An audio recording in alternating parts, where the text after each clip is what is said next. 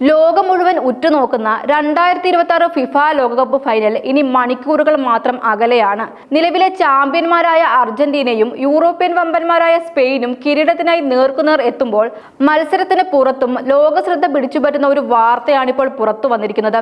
American president Donald Trump ലോകകപ്പ് final നേരിട്ട് കാണാൻ സ്റ്റേഡിയത്തിലെത്തും.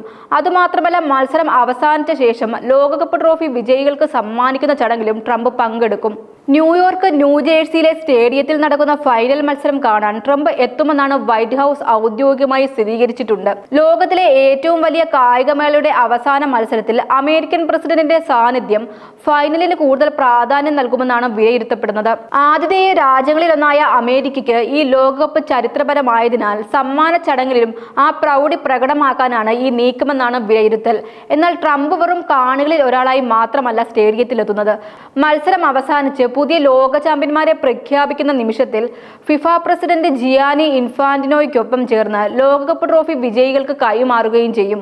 ഫുട്ബോൾ ചരിത്രത്തിലെ ഏറ്റവും വിലപ്പെട്ട നിമിഷങ്ങളിലൊന്നായ ട്രോഫി സമ്മാനിക്കുന്ന ചടങ്ങിൽ അമേരിക്കൻ പ്രസിഡന്റും ഫിഫ പ്രസിഡന്റും ഒരുമിച്ച് വേദിയിലെത്തുന്നത് ലോകമെമ്പാടുമുള്ള ആരാധകർക്ക് അത്ഭുത കാഴ്ചയായിരിക്കും. രാഷ്ട്രത്തലവൻ ലോകകപ്പ് ട്രോഫി സമ്മാനിക്കുന്നത് ഫുട്ബോൾ ചരിത്രത്തിൽ പുതിയ സംഭവമല്ല. 1966 ഇംഗ്ലണ്ടിൽ നടന്ന ലോകകപ്പിൽ എലിസബത്ത് രാജ്ഞിയാണ് ട്രോഫി സമ്മാനിച്ചത്. പിന്നീട് 1982 സ്പെയിനിൽ നടന്ന ലോകകപ്പിൽ സ്പാനിഷ് രാജാവ് ഹുവാൻ കാർലോസും വിജയികൾക്ക് ട്രോഫി കൈമാറി. വർഷങ്ങൾക്ക് ശേഷം ആ പാരമ്പര്യം വീണ്ടും ആവർത്തിക്കപ്പെടുകയാണ്. ഇത്തവണ ആ ചരിത്ര നിമിഷത്തിന്റെ ഭാഗമാകുന്നത് അമേരിക്കൻ പ്രസിഡന്റ് ഡൊണാൾഡ് ട്രംപ് ആണ്. ഫൈനലിന് മുന്നോടിയായി വെള്ളിയാഴ്ച ന്യൂയോർക്കിലെ ട്രംപ് ടവറിൽ നടക്കുന്ന ഫിഫയുടെ പ്രത്യേക റിസപ്ഷനും ട്രംപ് പങ്കെടുക്കും. ഫിഫ പ്രസിഡന്റ് ജിയാനി ഇൻഫാന്റിനോ, വിവിധ രാജ്യങ്ങളിലെ ഫുട്ബോൾ അധികൃതർ, സംഘാടകർ എന്നിവർ ഈ ചടങ്ങിൽ പങ്കെടുക്കും.